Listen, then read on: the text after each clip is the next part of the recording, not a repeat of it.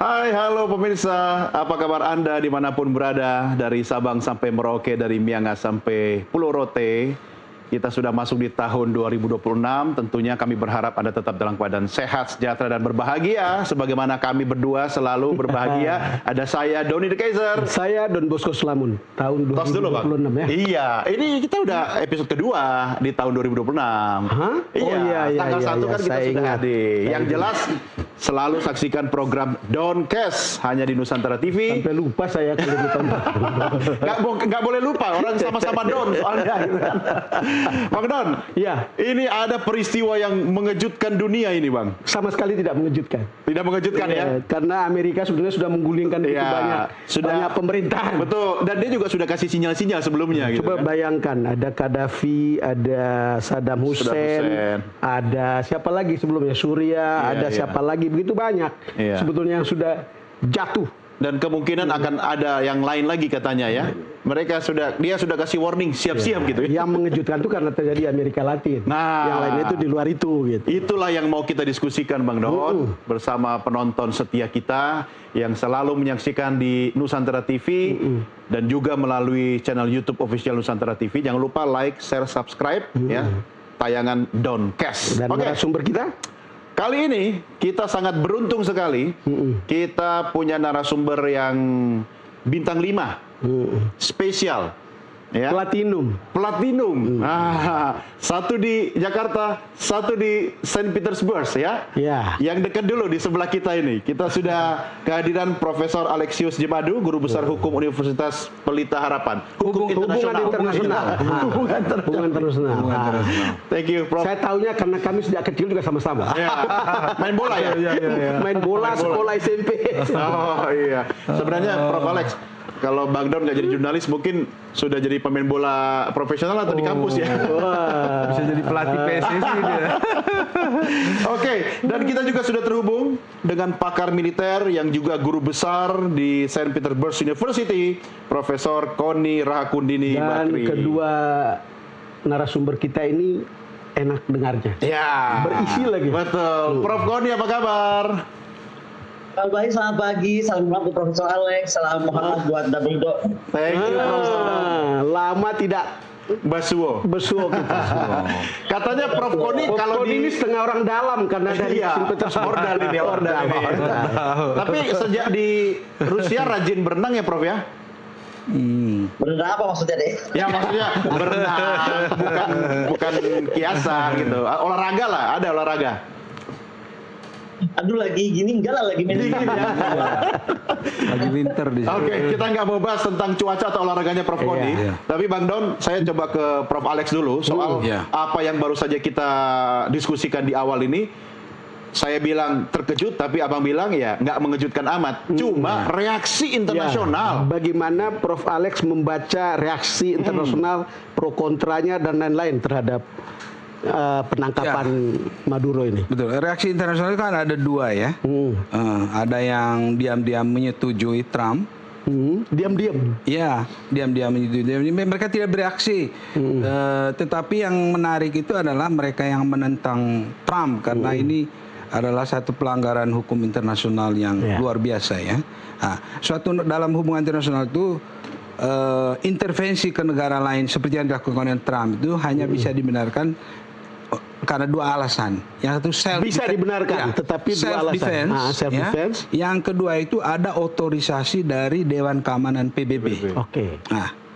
Nah, Amerika Serikat, Trump dalam hal ini menggunakan yang self defense itu. Apa yang mengancam dia? Oke, ada tiga hal ya. Secara historis sejak Hugo Chavez memang Venezuela itu sudah menyatakan permusuhan terhadap Amerika toh. Kemudian secara historis lebih jauh lagi ada yang namanya Monroe Doctrine. Awal abad 19 ya. Ketika Spanyol, negara-negara di Amerika Latin merdeka, Amerika mempunyai ketakutan bahwa itu akan dikuasai oleh Eropa.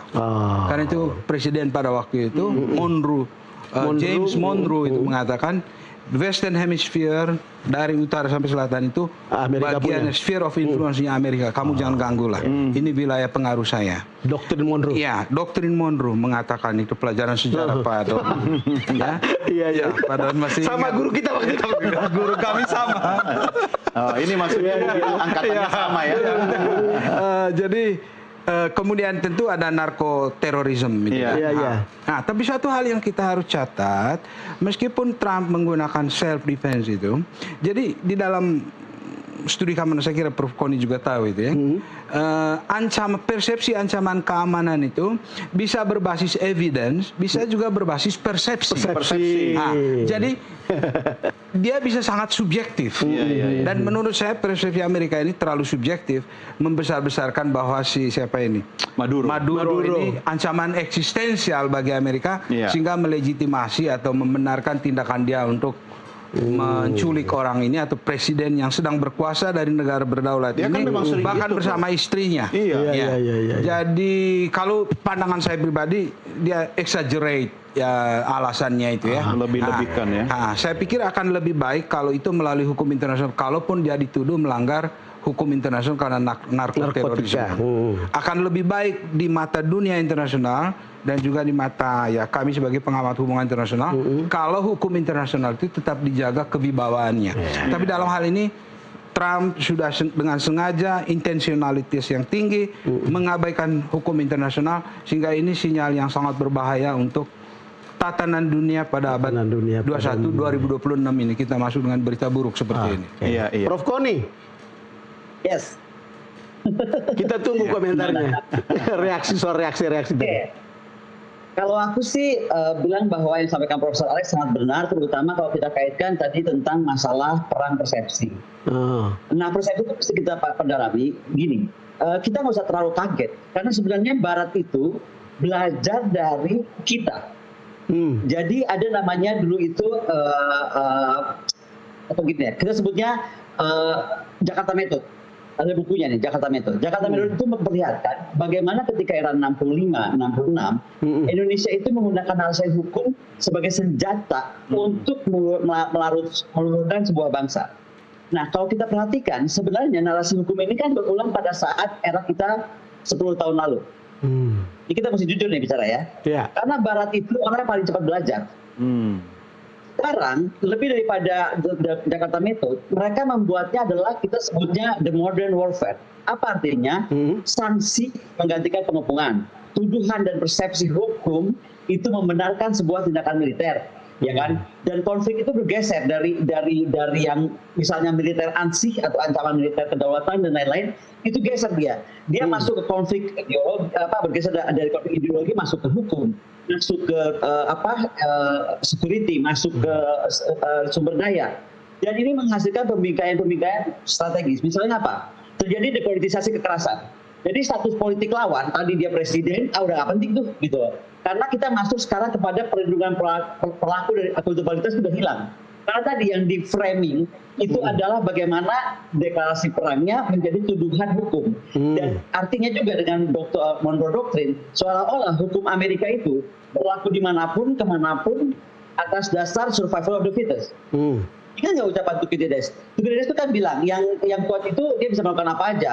Yang lemah ya udahlah, lu berharap aja dengan apa yang lu bisa lakukan. Gitu.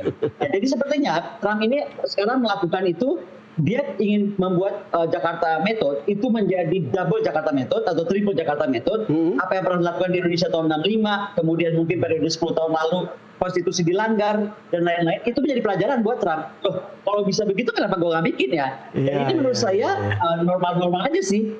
Jadi kita nggak usah kaget maksudnya. Karena yang kita mesti kaget bahwa ini akan diperlakukan bukan saja kepada Venezuela. Tapi kalau bicara soal Venezuela, saya cuma mau ingatkan satu hal. Ini nggak cuma semata Amerika dengan lawfare sistemnya, ya kan? Bagaimana menguasai semua teknologi, komunikasi, cyber, and so on and so forth.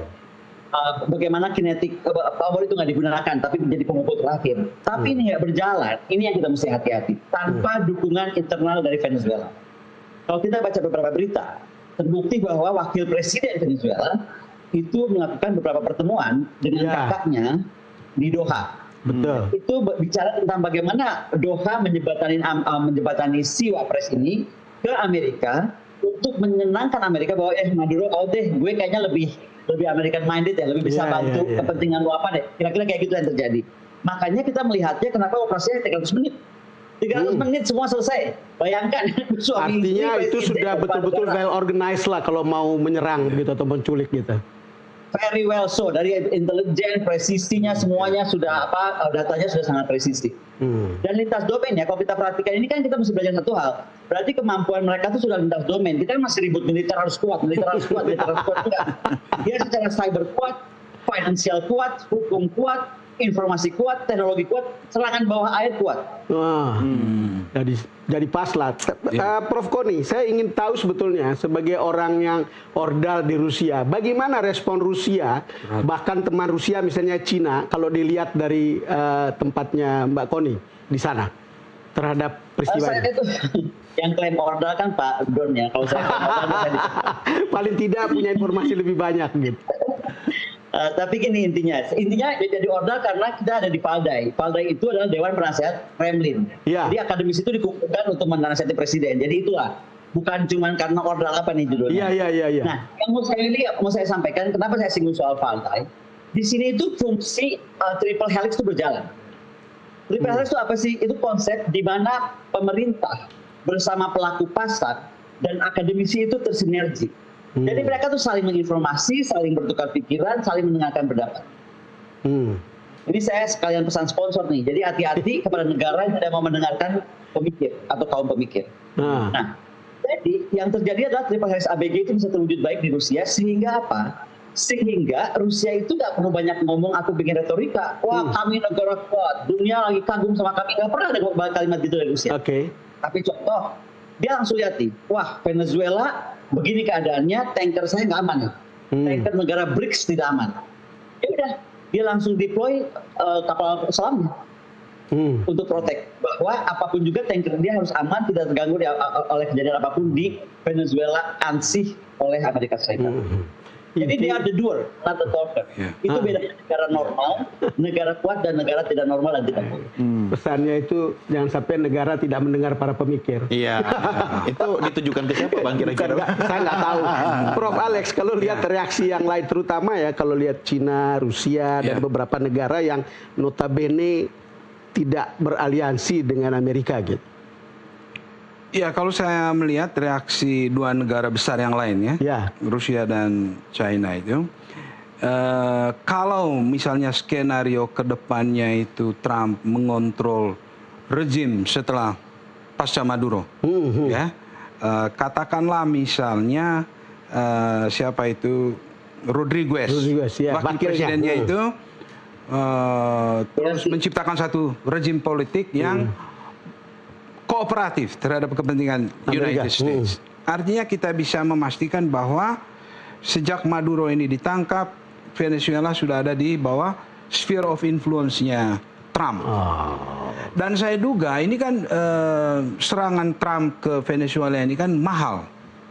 Ya, kan dia mengerahkan kekuatan militer yang masif dan berhasil dari sisi Trump ya. Dari segi operasi cuma 300 menit. Betul. Tentu itu tidak akan berhenti di situ dia. Dia akan berusaha untuk mencapai tujuannya sampai dia yakin betul bahwa Venezuela ini tidak lagi mengancam keamanan saya.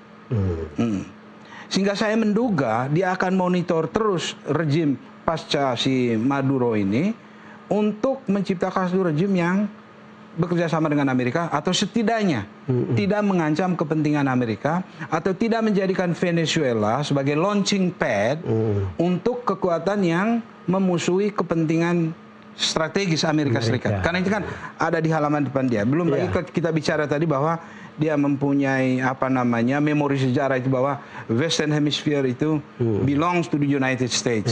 Ya kan? Nah, dia mempertahankan itu. Sehingga kedepannya ini saya menduga bahwa dia akan terus, dia tidak akan berhenti di sini. Point of no return, bagaimanapun caranya, si Venezuela ini harus dibawa pengaruh atau dibawa Amerika Serikat. Supaya dia tidak lagi narkoterorisme, tidak lagi bersahabat dengan semua adversary. Istilahnya Marco Rubio itu musuh-musuhnya Amerika Serikat yang membahayakan kepentingan Amerika Serikat. point of no return, Trump akan tindak lanjuti apa yang dia ancam. Bahwa bahkan dia bilang lebih berbahaya Rodriguez kalau kau tidak ikut saya nanti. Saya akan culik kau juga. Kurang lebih Pesannya begitu ya sebenarnya. Pesannya begitu. Bagaimana persisnya nanti kita lihat ya. Tapi Prof, ini kepentingan Amerika atau Trump sebenarnya yang baru bisa diwujudkan oleh Trump atau sejak dulu Amerika punya kepentingan seperti itu? Saya mesti bilang bahwa kepentingan Amerika seperti yang didefinisikan Trump. Ya kan? Nah, karena kita tidak bisa menyamakan semua presiden Amerika, presiden bisa beda-beda ya. Punya beda-beda gaya ya. Dan presiden yang satu ini memang presiden yang mempunyai satu mindset bahwa semua presiden Amerika sebelum saya itu semua melakukan kesalahan.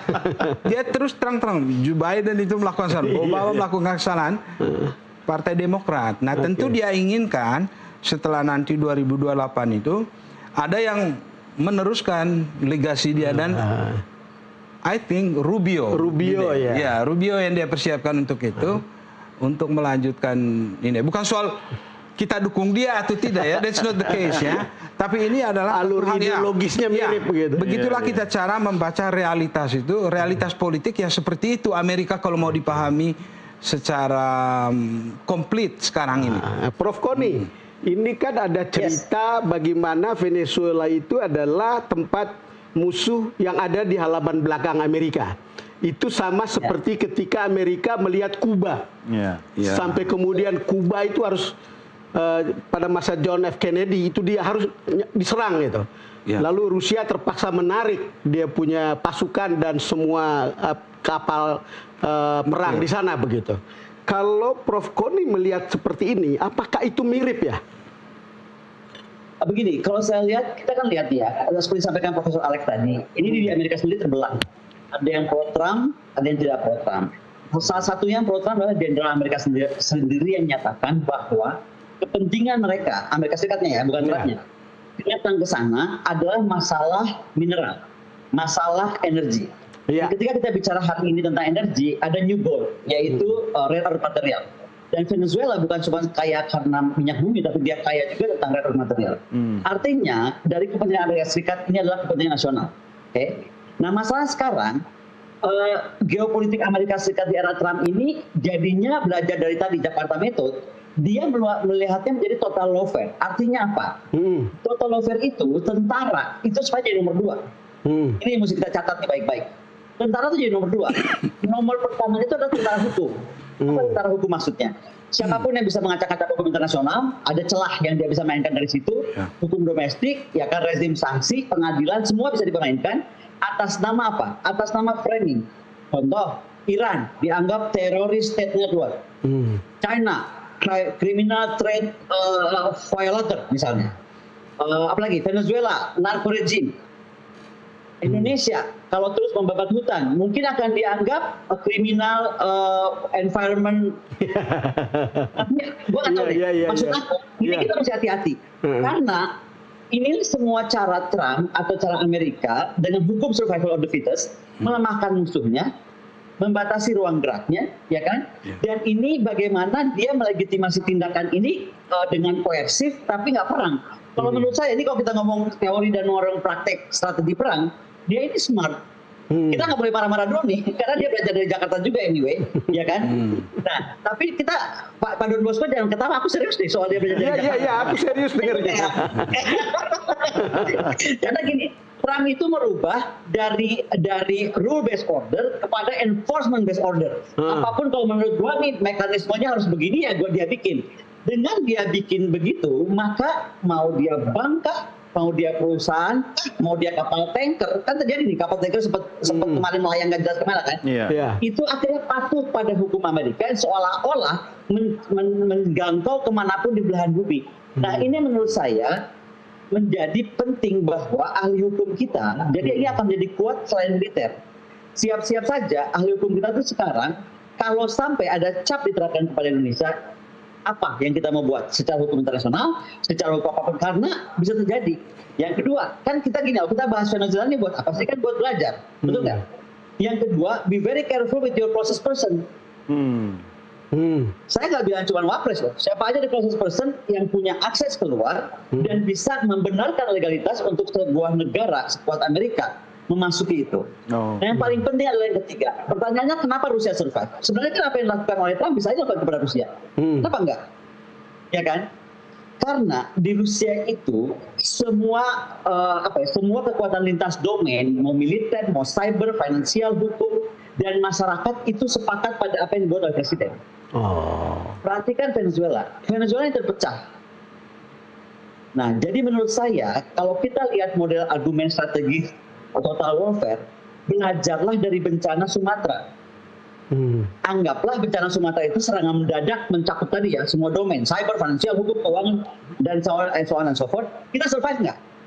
Jadi kalau ada orang sekarang komplain tentang Sumatera, jangan lihat cuma soal kenapa Sumatera lambatnya, tapi di mana tentara ketika sebuah serangan mendadak dan menghajar semua sistem, dia hadir. Ini loh pelajarannya kalau buat saya. Jadi anggap aja Venezuela ini sedang akan terjadi ke Indonesia, tapi test case-nya di Sumatera bencana kemarin. Karena di situ kelihatan bagaimana sistem koordinasi antara lembaga kita, bagaimana kecepatan, ketepatan menghandle suasana dan situasi. Oke, ini menarik karena sebenarnya kita harus banyak latihan ya Bang Non ya, dari peristiwa global ini ya. Dan Prof Koni menganalogikan mau ngomong apa? Peristiwa harus dipelajari, pelajarin apa? Maksud saya mau antar rehat dulu lah. Kita istirahat dulu ya. Sebelum rehat. Kebetulan Doni ngomong soal belajar dari situasi ini. Tadi kan analoginya ada Prof sebuah Koni tulisan yang sangat menarik. Itu saya baca, itu atas nama Pius Lustrilana. Itu sangat menarik. Bagaimana sebuah kekuasaan itu tidak dapat pembelaan dari rakyatnya. Dan itulah kasus pelajaran yang paling penting dari Maduro. Jadi di mana rakyat yang dianggap bahwa dia selama ini didukung gitu. Mungkin ada mayoritas diam yang di bawah dan beda dengan yang ada di atas gitu.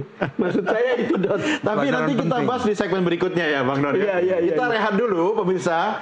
Banyak yang bisa kita diskusikan langsung dari Jakarta dan dari Saint Petersburg. Tapi kita rehat dulu, kita ngopi dulu. Doncast segera kembali sesaat lagi.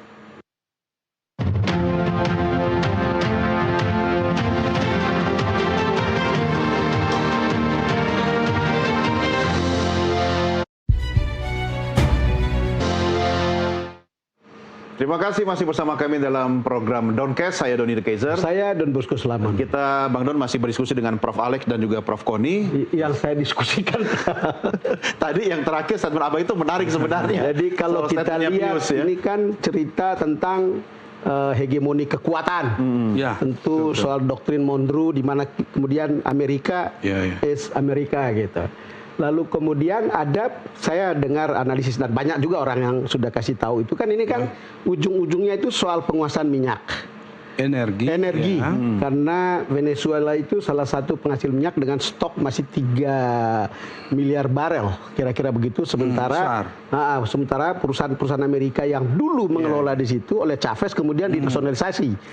Nah, setelah menangkap Maduro ini kan kemudian bisa kembali tempatkan wakil presiden Rodriguez di situ, lalu kemudian harus mengatur soal kepentingan Amerika termasuk soal urusan minyak ini gitu.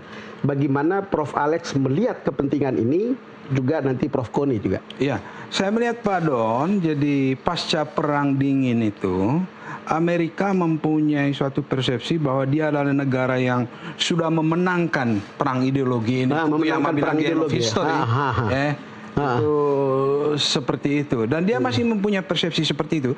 Tapi kondisi pada abad 21 ini sudah tidak mudah lagi Amerika menyatakan supremasinya.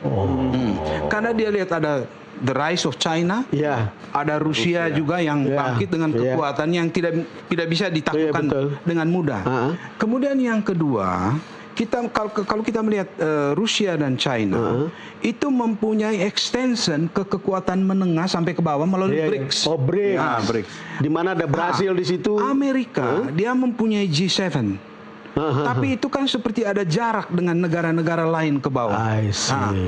Saya lihat Trump ini menggunakan dua cara untuk menjalankan leverage-nya ini untuk mempertahankan mindset bahwa tadi saya yang paling kuat. Yang pertama dia gunakan cara dengan Maduro ini. saya gunakan kekuatan militer saya. Kalau itu mengancam saya akan culik kepala negara ini. Yang kedua, dia pakai seperti yang dia pakai kepada Indonesia. Yang nanti akan dirunkan. Jadi dia siap memberikan hadiah-hadiah ekonomi. Oke, kamu punya komoditas apa yang saya berikan 0% kepada Anda. Ya. Tapi di balik itu ada maksud dia, kalau kamu sudah terima konsesi dari saya itu, kamu harus menerima kenyataan bahwa di dalam tatanan global ini kamu sudah di bawah pengaruh. Saya kontrol kamu. Kalian look, saya beri. Jadi dia itu istilahnya itu apa istilahnya itu, Pak Don? Do ut des. Do ut des. Saya beri ini supaya kamu beri saya itu. Transaksional. Trump ini sangat transaksional dan dia gunakan kekuatan militer, kekuatan ekonomi yang disebut di dalam press conference-nya Rubio itu sebagai leverage. Leverage. Amerika akan gunakan leverage-nya baik dengan cara yang kasar seperti kepada Maduro ini maupun dengan negosiasi perdagangan yang nanti Indonesia akan kena ini akan ditandatangani. Nanti kita diberi konsesi kelapa sawit dikirim ke sana tapi kamu punya rare earth, mineral itu kasih ke saya. Jadi ini betul seperti kata Pak Don tadi, ini bagian dari pertarungan hegemoni. Sementara Amerika tidak punya extension ke bawah, karena dia mempunyai G7. Sementara BRICS itu kan sudah plus sekarang. Ada kekuatan menengah di situ yang di bawah China dan Rusia. Dia punya terusan ke bawah. India. Dan kelembagaannya juga bagus. China punya BRI, kemudian iBank di Indonesia. Jadi dia punya kelembagaan itu sangat rapi. Amerika tidak punya itu. Itu saya pikir saya menafsirkan apa yang dilakukan Trump ini mulai menangani satu-satu kekuatan di bawah ini untuk meyakinkan mereka bahwa kamu itu bagian dari sphere of influence saya. Kamu harus ikuti kemauan saya dengan leverage yang dia gunakan tadi itu. Prof Koni, saya ingin bertanya lebih jauh karena ada analisis yang mengatakan bahwa ini soal minyak yang harus dikuasai oleh Amerika, apalagi ada sejarah sebelumnya Venezuela melalui Hugo Chavez menasionalisasi perusahaan-perusahaan besar, perusahaan-perusahaan minyak Amerika gitu. Apa pandangan Anda tentang ini? Tadi saya sudah sampaikan Pak Don bahwa minyak itu hanya satu hal. Betul. Tetapi ke depan ini perang kita tuh the new gold itu cuma oil. Nah, the new oil itu adalah rare earth material. Dan Venezuela itu kaya dengan rare material selain juga oleh banyak bumi. Nah, tapi yang lebih penting lagi, tadi kita ini udah masuk BRICS. Tadi kan disinggung BRICS ya. Iya, BRICS ya. Dan kalau kita lihat BRICS itu adalah penguasa terbesar negara-negara anggota BRICS termasuk Indonesia, adalah penguasa terbesar rare earth material. Jadi yang mau saya sampaikan, kenapa Indonesia itu harus memperkuat diri? Karena tidak suka kita berbagian daripada BRICS. Perhatikan kata-kata Trump. Setelah ini kan Greenland, Meksiko, apalah segala macam itu kan Anda pun sebut. Colombia. Sebut India. Nah, India itu menurut saya tesnya sebelum dia ke Cina. Yang mau disampaikan adalah sebenarnya dia sepertinya masa kalah. Amerika ini sebenarnya merasa kalah dengan kekuatan BRICS. BRICS ini kekuatan ekonominya lebih besar daripada kekuatan manapun menurut saya hari ini. Ya kan, apalagi mau bikin mata uang, apalagi mungkin mau buat keamanan bersama, ya kan, untuk deterrence, bukan semacam NATO, tapi semacam untuk deterrence. Nah, artinya kita akan terkena masalah juga untuk dari ini. Nah, kemudian secara holistik, kan kenapa saya ada di sini dengan Pak Don? Saya ingin Indonesia itu segera sadar bahwa era retorika itu sudah selesai. Gitu. Era retorika sudah selesai. Era kapasitas. Nah, ini very important because ada masalah yang kita mesti yakin. Apakah kita punya kedaulatan cyber dan data? Kalau tadi dikatakan bahwa kita oilnya sawit begini itu satu hal. Tapi yang kalau saya tidak salah dengar, tidak salah lihat, data kita pun sudah diserahkan kepada Amerika Serikat. Padahal kedaulatan cyber dan data itu kunci utama tentang perang modern. Kedua, infrastruktur digital nasional kita seperti apa? Lalu ketergantungan kita kepada pelaut asing seperti apa? Lalu diversifikasi pembayaran internasional kita seperti apa? Lalu cadangan strategis nasional kita di mana? Dan apakah aman atau tidak? Ya kan? Lalu bagaimana integrasi pertahanan laut, darat, udara dengan sistem perang terpadu itu sudah siap atau belum? Semuanya ini harus kita siapkan, termasuk bagaimana kita menyiapkan kemampuan lawfare, penguatan hukum nasional dan internasional, sehingga terwujudlah kesadaran elit. Dari 8 item yang saya sampaikan barusan, semuanya dibuat oleh Rusia. Makanya kalau ada pertanyaan, kenapa begitu dibiarkan Ukraina lama banget diperangin sama Rusia, kenapa nggak Putin dimadurokan? Kan ada yang bahasanya begitu juga. Yeah. Tidak mudah memadurokan Putin ataupun Xi Jinping. Karena punya 8 elemen tadi. Pertanyaannya kepada Indonesia yang tadi sudah jadi anggota BRICS, tapi jadi incaran baru Amerika Serikat, karena kita juga punya rare earth material, apalagi salah satu mantan menteri tua kita, wah kita kaya nikel, udah pengumuman aja kalau bisa Indonesia dibukanya bukan nikelnya. Nah artinya itu kan membuka lawan nih target gue, rare earth material gue banyak banget, kan sama aja ngomong kayak gitu.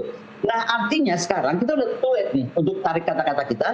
Tapi tadi, bagaimana mengembalikan kedaulatan data, infrastruktur digital nasional, and so on and so forth, sehingga 9 item yang dimiliki Rusia, kenapa dia survive dengan sanksi ribuan, 8.000 lebih, mungkin 20.000 saya udah, karena dia punya itu. Yeah. Indonesia siapnya dengan apa yang saya sebutkan. Jadi jangan cuma ngomong, beli pesawat tempur, tambahan lagi berapa, ini itu. No. Kinetic war sekarang itu nomor 2. Non-kinetic war nomor 1. Artinya Prof. Koni, posisi Indonesia sebenarnya sangat-sangat rapuh ya.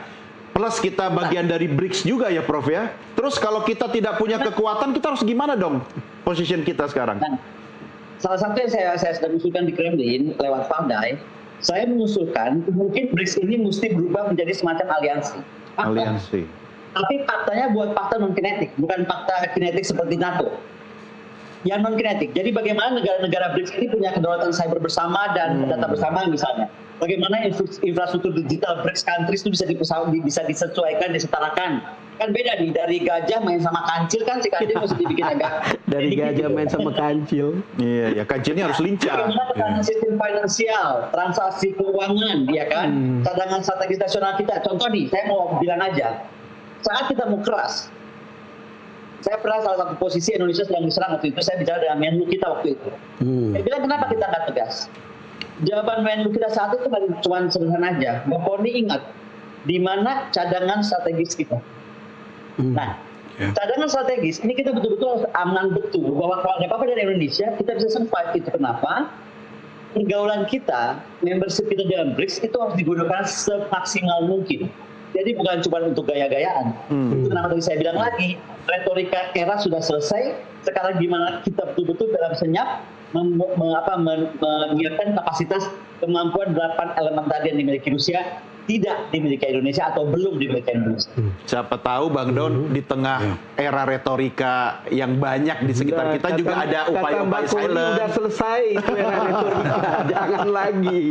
Udah bener itu. Retorika itu sering dengar enak gitu. Enak, tapi jangan-jangan beda dengan situasi yang di bawah gitu loh. Itu repot. Prof, kembali lagi ke Prof Alex. Ini saya kebetulan dengar analis asing ya yang bilang bahwa ini berpengaruh pada posisi Cina di Amerika Selatan kan, di Amerika Latin. Karena selama ini kan road itu, yaitu inisiatif itu sampai ke sana, lalu kemudian mempengaruhi sejumlah negara di Amerika Latin yang lebih dekat ke Cina, dan itu bahkan mengambil jarak dengan Amerika gitu. Gimana setelah kejadian ini kan betul-betul memukul wajah Cina pada saat delegasi Cina baru keluar dari sana, langsung kemudian diambil itu si Maduro. Gimana, Prof Alex? Iya, saya pikir dari segi perhitungan strategis dalam hal ini China dirugikan ya. Nah, dengan lepasnya Maduro ini. Dengan catatan kalau ke depannya rejim yang pasca Maduro ini betul-betul rejim yang dikontrol oleh Amerika Serikat. Dia kehilangan pengaruh di situ, dia kehilangan pintu masuk untuk di Western Hemisphere itu. Setidaknya Venezuela yang selama ini dia sudah manfaatkan untuk kepentingan strategisnya China ya. Nah, tetapi pada saat yang sama kita juga tidak menutup kemungkinan negara-negara lain selain Venezuela itu apakah mau bekerja sama dengan Amerika Serikat. Karena ini kan siapa Trump ini main ancam Meksiko, Kuba, Kolombia. Terutama Kolombia itu keras sekali menantang dia kan. Jadi kita juga belum bisa pastikan bahwa pendekatan siapa ini Trump ini akan win the minds and heart dari Latin Amerika. Kalau dia menggunakan cara seperti ini, saya pikir mereka juga akan punya dignity. Iya. Negara-negara Amerika Latin itu tidak mau diperlakukan seperti zaman kolonial dulu ya, bahwa didikte oleh Amerika Serikat. Sehingga mungkin Trump harus memoderatkan pendekatannya, jangan main paksa begini, tapi ngajak negara-negara itu kalau memang dia ingin lingkungannya itu kondusif untuk keamanan dia kan. Nah, saya pikir dia tidak bisa menggunakan cara yang sama terhadap Meksiko. Meksiko juga bukan negara kecil ya. Juga terhadap Kolombia atau Kuba. Apalagi Brasil. Iya. Nah, belajar dari pengalaman Amerika ini ditinggal semua oleh negara-negara lain karena caranya itu seperti tidak sesuai dengan apa yang diinginkan oleh kebanyakan negara ya, dengan cara-cara yang elegan untuk menjadi bagian dari yang saya bilang tadi, Amerika itu kurang di level tengah itu. Dia tuh kalau saya kira Rusia dan China masih punya ya pengaruh ke bawah ini melalui BRICS ini. Tapi saya mungkin beda pendapat sedikit dengan Prof. Koni. Saya pikir kalau BRICS itu dijadikan aliansi agak sulit. Karena kalau kita belajar dari NATO dipersatukan ada values yang mengikat mereka kan. Saya pikir BRICS ini terlalu beragam sehingga untuk menyatukan mereka itu sangat sulit kalau berbasis value atau ideologi. Tapi BRICS ini bisa menjadi satu tandingan kepada Amerika kalau mereka berbasis kepentingan pragmatis saja dulu. Seperti de-dollarization kan. Mungkin mereka bisa sepakat di situ.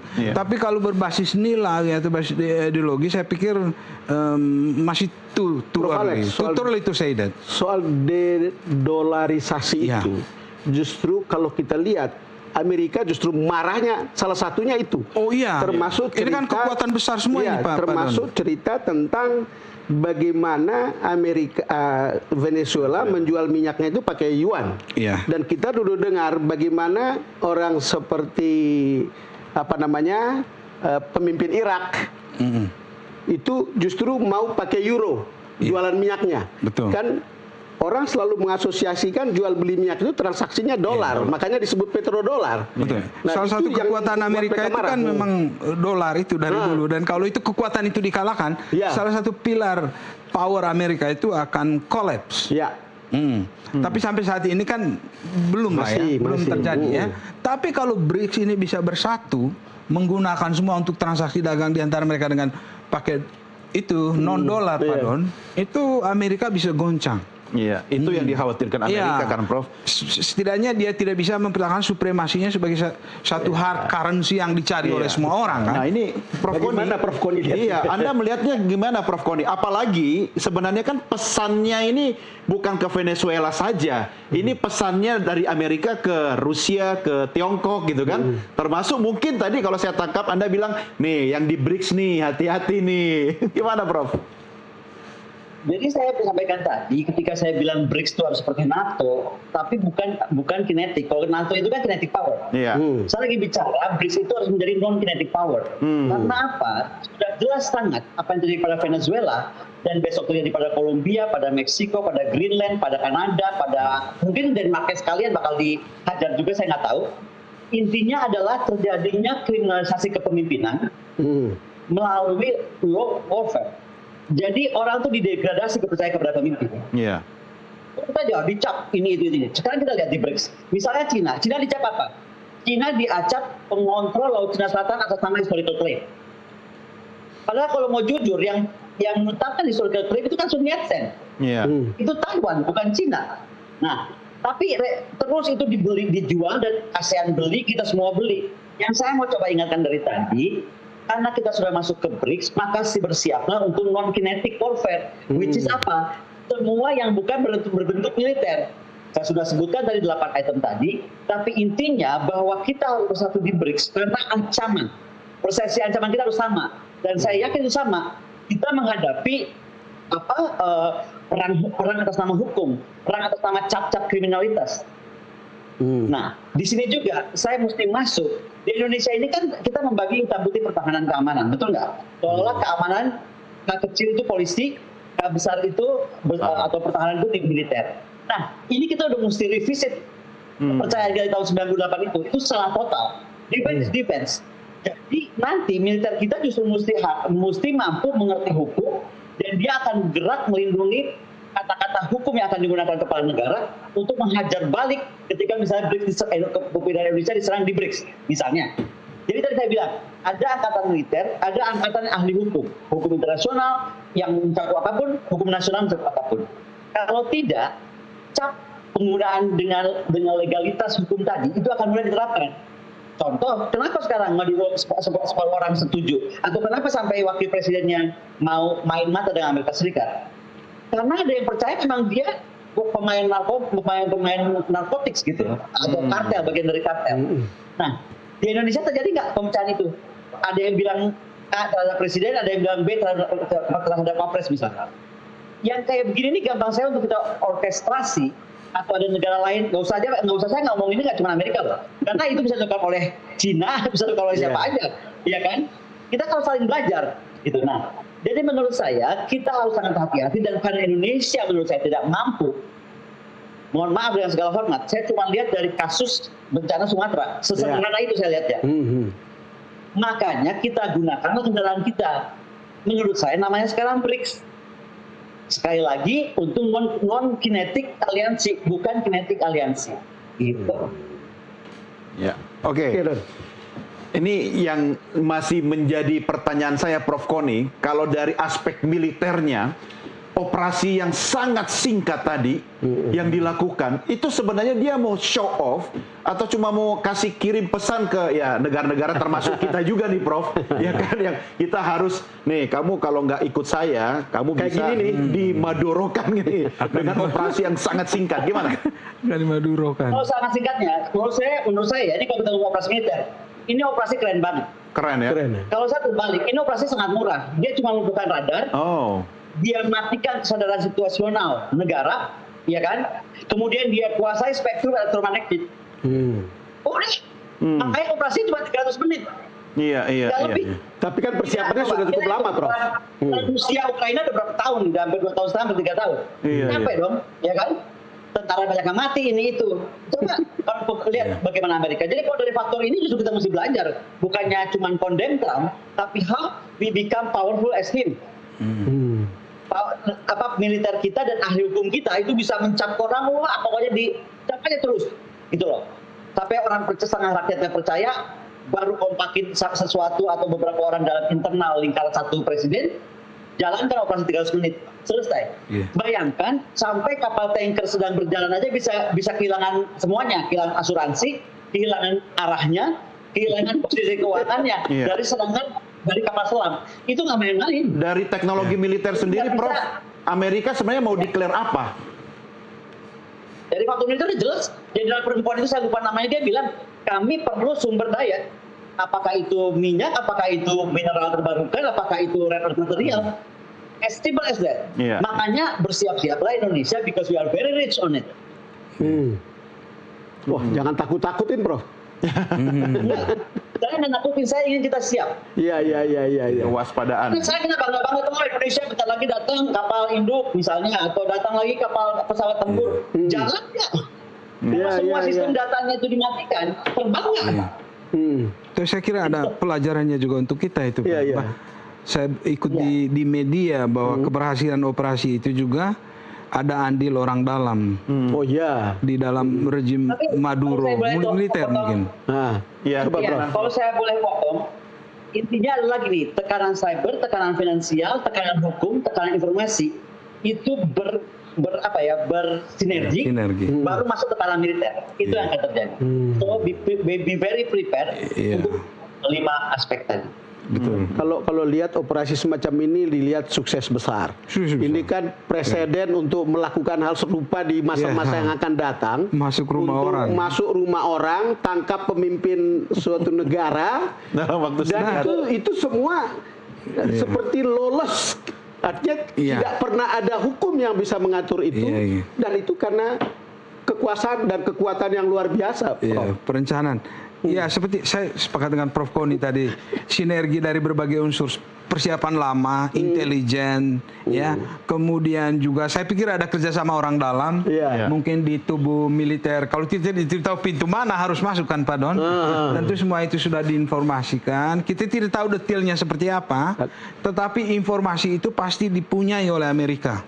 Dia tinggal di mana, dia bergerak kemana, pintu mana masuknya sudah di mana yang harus dibom. Sekarang Ya kan? saya tanya Prof. Koni, kira-kira sebelum pertemuan di Doha, Qatar, yang kemudian diorkestrasi oleh Amerika itu proses seperti itu secara intelijen, itu seperti apa dia harus bekerja ya?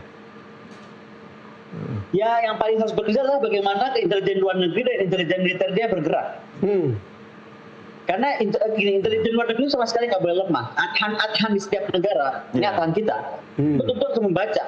Yang saya dari tadi ceritakan itu, orang boleh marah, Bu Koni kayak kelihatannya buka faktanya, tapi saya kan cinta tanah air.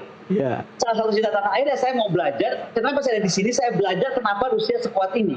Maka Indonesia harus sekuat Rusia paling tidak, supaya apa yang terjadi pada Venezuela atau pada siapapun besok tidak akan terjadi kepada Indonesia, kan itu intinya. Ngapain kita bahas Venezuela? Biarin aja presidennya hilang urusan kita kok. Iya. Dan ini sudah dikasih warning sebenarnya ya. Oke. That's my warning. Karena kita adalah anggota BRICS. Indonesia nggak ansih si kaya natural resource saja, bukan saja ansih kaya environment yang pelindung hutan dunia itu saja. Indonesia sudah menjadi anggota BRICS dan ada harga yang mesti dibayar. Iya. Dan itu membuat Indonesia posisi ancamannya makin tinggi ya, Bang Don ya. Saya enggak. Saya banyak disclaimer. Tapi juga ancamannya makin besar. Oke, baik. Prof. Koni, Prof. Alex, kita rehat lagi ya. Kita masih punya satu segmen nanti. Kita lanjutkan di segmen berikutnya. Jangan kemana-mana. Doncast segera kembali sesaat lagi.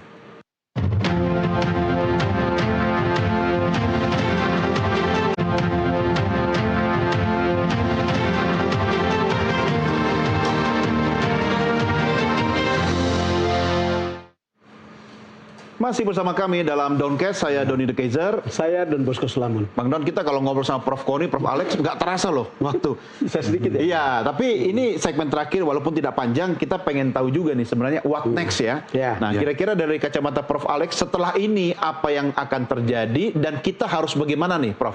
Ya, saya pikir ya ke depan seperti saya katakan tadi, dengan operasi yang direncanakan begitu lama, begitu rapi dan berhasil dari perspektif Amerika tidak akan berhenti dengan menangkap atau memproses si Maduro ini. Pasti ada tindak lanjutnya. Apa tindak lanjutnya itu? Yaitu memastikan bahwa rejim yang ada di Venezuela itu ada di bawah kontrol Amerika. Atau tidak mengulangi praktek-praktek yang sudah dilakukan oleh Maduro seperti yang dituduhkan oleh Amerika Serikat sebelumnya. Nah, pelajarannya untuk kita adalah penerimaan kekuasaan oleh rakyat itu sangat penting. Karena kalau kita lihat, begitu Maduro ditangkap, kalau dia seorang pemimpin yang dicintai oleh rakyat, pasti dibela, udah penuh itu Caracas demo, ratusan ribu orang mencintai, tapi tidak ada. Artinya apa? Saya agak terkejut juga melihat itu artinya. Seakan-akan ada di antara rakyat Venezuela itu yang mengatakan kita bersyukur bahwa orang ini pergi. Good riddance gitu di dalam bahasa Inggrisnya itu. Baiklah kalau dia pergi, untung kita ya kan. Itu lebih menyakitkan hati Maduro loh. Artinya rejim yang begitu lama ternyata tidak tidak menanamkan kecintaan rakyat atau penerimaan rakyat terhadap dia. Nah, ini penting sekali untuk negara-negara demokrasi baru seperti kita ini. Penerimaan oleh rakyat itu sangat penting. Untuk menanamkan kecintaan perlu nggak beretorika, Prof? Tidak hanya retorika, tapi betul kesungguhan ya, karena rakyat sekarang tidak mudah dibodohin kan. Prof. Koni meneruskan apa yang dikatakan oleh Prof. Alex. Gimana, Prof. Koni? Kalau saya percaya betul apa yang disampaikan Prof. Alex, karena saya bukan mengira. Jadi ini penting untuk negara sekarang sadar bahwa warfare terjadi di Indonesia, kan terjadi warfare sebenarnya. Law warfare, penggunaan hukum menjadi senjata. Semua yang berbeda politik, berbeda pandangan itu dikriminalisasi, bahasanya Indonesia kan kriminalisasi. Tapi itu adalah hukum, perang melalui hukum. Oke? Nah, coba itu di stop. Why? Karena di atas langit ada langit. Ketika Anda bisa membuat itu kepada rakyat Anda, ada seorang namanya Trump, dia bilang, oh kalau itu bisa ke rakyat dia, gue juga bisa bikin ke dia dong. Nah, artinya hati-hati. Karena sekarang sanksi dalam bentuk apapun, itu menggantikan pengepungan. Surat penangkapan atas nama perusak lingkungan, pelanggar HAM, apapun mau dicap terserah, saya nggak tahu, ya kan? Itu bisa menggantikan deklarasi perang. Udah pokoknya kita pakai surat penangkapan. PBB diet. Mana? Mahkamah Internasional bersuara apa? Enggak kan? Tadi yang disampaikan Pak Alex, karena rakyat tidak berbahagia dalam memimpinnya. Saya bisa bilang begini, karena saya tuh heran loh, saya 3 tahun di Rusia, bingung saya. Apa aja dibuat Presiden Putin, rakyat setuju 1000%. Apa aja? Mau hajar Ukraina, mau berantem sama siapa aja gitu kan, mau perang seperti apa aja, mau beli apa aja gitu. Rakyat diam aja. Why? Satu, dia tidak bikin retorika, dia bikin bukti Rusia terjaga. Nomor 2, kebutuhan basic rakyat, namanya makanan, Bapak katakan lain Rusia. Makanan tuh sumber yang 9 bahan pokok itu murah meriah banget. Kendaraan, transportasi, energi murah meriah banget. So, apa yang mau dikomplain sama rakyat? Jadi dia yang penting dia cinta sama presidennya, dia percaya pada presidennya.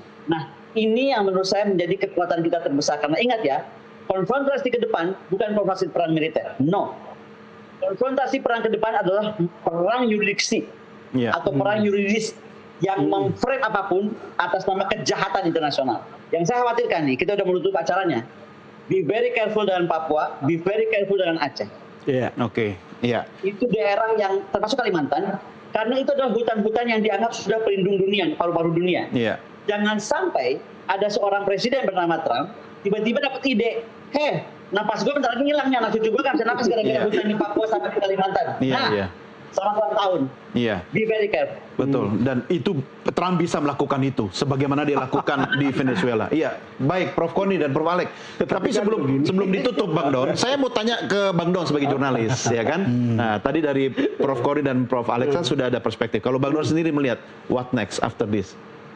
Ya, pertama pelajaran yang paling umum yang kita terima adalah bahwa Amerika itu masih superpower. Dia bisa dapat apa, dia bisa bikin apa saja. Terbukti dari 10 pemimpin yang bisa ditangkap dan ditumbangkan oleh Amerika. Dan kita boleh mengutuk keras cara-cara begitu, tapi itu kenyataannya. Yang kedua, memang menarik. Saya teruskan pertanyaan ini ke Prof. Alex. Silakan.